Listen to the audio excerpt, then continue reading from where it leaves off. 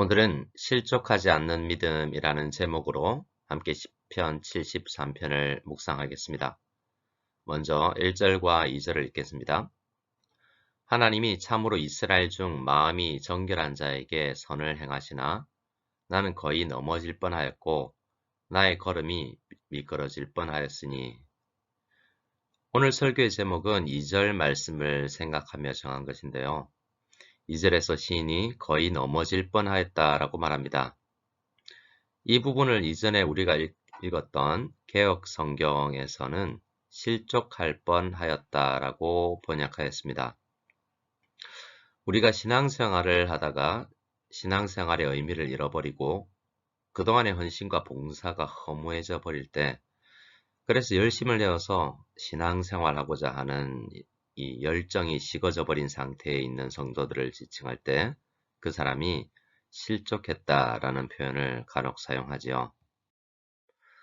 혹시 지금 영적으로 침체되어서 실족한 상태에 계신 성도님이 계시다면 시편 73편을 통해서 신앙의 온기를 회복할 수 있기를 바랍니다. 오늘 시의 표제어는 아삽의 시라고 되어 있습니다. 아삽은 해만 그리고 여두둔과 함께 다윗 왕의 시대에 하나님께 찬양을 드리는 일을 담당했던 찬양 인도자입니다. 찬양 인도자가 실족을 하게 되면 어떤 일이 벌어질까요? 찬양을 올려드리는 열정이 식어져 버렸겠죠. 기도와 찬양이 막히게 될 것입니다. 이러한 일은 비단 찬양 인도자가 아니라고 할지라도 모든 성도들에게 생길 수 있는 그러한 현상일 것입니다. 13절에 그때의 마음이 잘 표현되어 있습니다. 내가 내 마음을 깨끗하게 하며 내 손을 씻어 무죄하다 한 것이 실로 헛되도다 라고 말입니다. 그동안 경건하게 살고 거룩하게 살아가기 위해서 하나님을 믿지 않는 사람들보다 더 절제하며 살았는데 다 헛되다라는 생각이, 그 모든 노력이 수포로 돌아갔다라는 생각이 들었다라는 것입니다. 시인이 이렇게 신앙생활 열정이 식어진 이유가 무엇일까요? 3절에서 9절까지의 아삽이 실족하고 신앙생활이 헛되다라고 생각한 이유들이 열거되어 있습니다. 같이 한번 읽어보겠습니다. 이는 내가 악인의 형통함을 보고 오만한 자를 질투하였음이로다. 그들은 죽을 때에도 고통이 없고 그 힘이 강건하며 사람들이 당하는 고난이 그들에게는 없고 사람들이 당하는 재앙도 그들에게는 없나니. 그러므로 그 교만이 그들의 목걸이요 강포가 그들의 옷이며 살찜으로 그들의 눈이 솟아나며 그들의 소득은 마음의 소음보다 많으며 그들은 능욕하며 악하게 말하며 높은 데서 거만하게 말하며 그들의 입은 하늘에 두고 그들의 혀는 땅에 두루 다니도다. 한마디로 하나님을 믿지 않는 사람들이 신실하게 신앙생활하는 나보다 더 잘 사는 것 같다라는 생각입니다. 그런 사람들이 한두 사람이 아니라 많은 사람들이 나보다 잘 사는 것 같다라는 현실, 내 눈에 보이는 그 현실 때문에 지금 아삽은 실족한 것입니다. 7절을 조금 더 보도록 하겠습니다.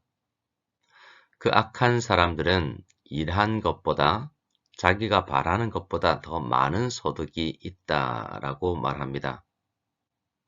난 아침부터 저녁까지 열심히 일해도 소득이 적은데 그들은 편하게 일하고서도 혹은 탈세를 하거나 부정을 저질러도 법망을 피해 나가며 부자가 되어 간다라고 말합니다. 우리도 가끔 이러한 현실에 부딪히지 않습니까?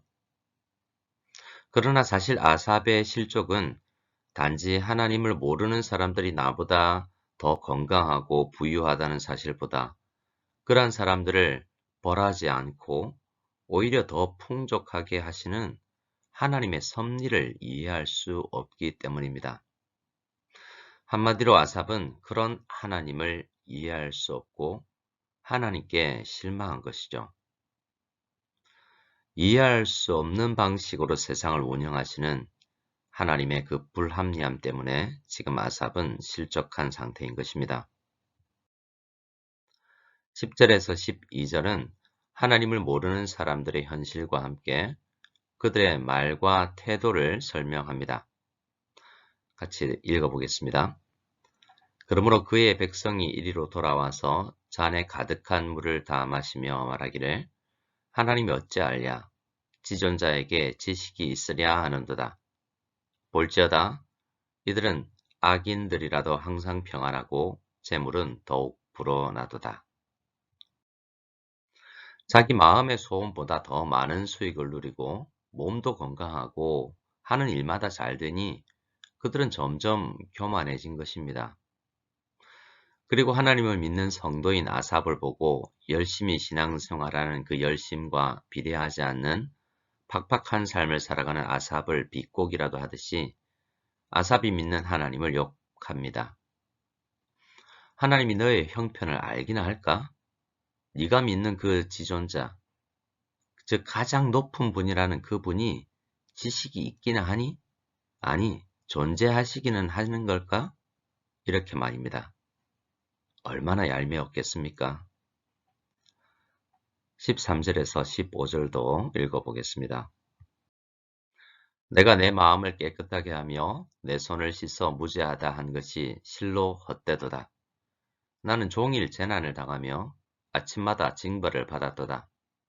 내가 만일 스스로 이르기를 내가 그들처럼 말하리라 하였더라면 나는 주의 아들들의 세대에 대하여 악을 행하였으리로다. 악인들의 형통함을 바라보다가 자기 자신의 상황으로 눈을 돌려보니 마음을 정결하게 하며 신실하게 하나님을 섬긴 자기 삶은 오히려 날마다 재난을 당하는 것 같고 매일 아침 일어날 때마다 벌을 받는 것처럼 고된 하루하루가 연속이었던 것입니다.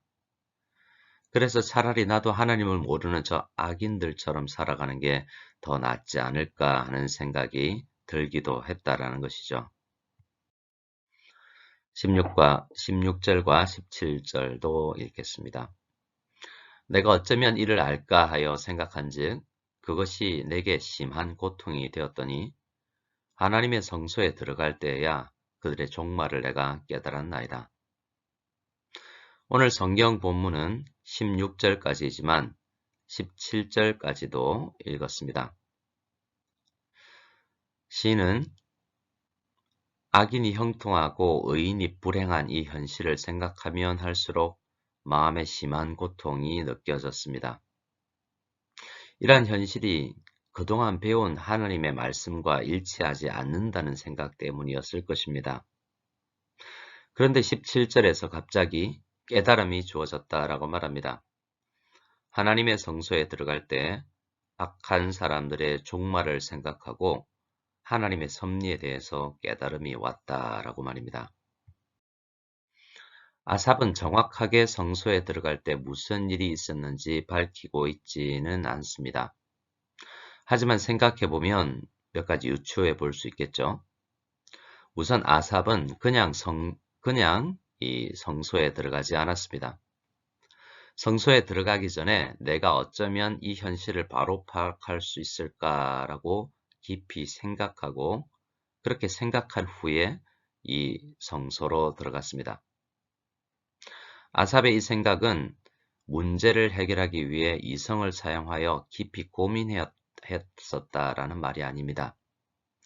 그동안 자기가 알고 있던 하나님에 대한 그 말씀을 읽고 묵상하며 하나님의 말씀을 기준으로 가지고 깊이 생각했다라는 것입니다. 그 생각하는 과정이 심한 고통으로 다가올 정도로 깊이 말씀을 붙들고 묵상했다는 거죠. 그러한 과정을 거치고 성소에 도착했을 때 깨달음이 왔다라는 것입니다. 그리고 그 깨달음의 핵심에는 악인들의 종말에 대한 묵상이 있었습니다. 시편 1편을 보면 복 있는 사람은 악인들의 꾀를 따르지 아니하며 죄인들의 길에 서지 아니하며 오만한 자들의 자리에 앉지 아니하고 오직 여호와의 율법을 즐거워하여 그의 율법을 주야로 묵상하는도다. 그는 시냇가에 심은 나무가 철을 따라 열매를 맺으며 그 잎사귀가 마르지 아니함 같으니 그가 하는 모든 일이 다 형통하리로다 라는 이러한 시편 1편 같은 말씀을 묵상했을 것입니다.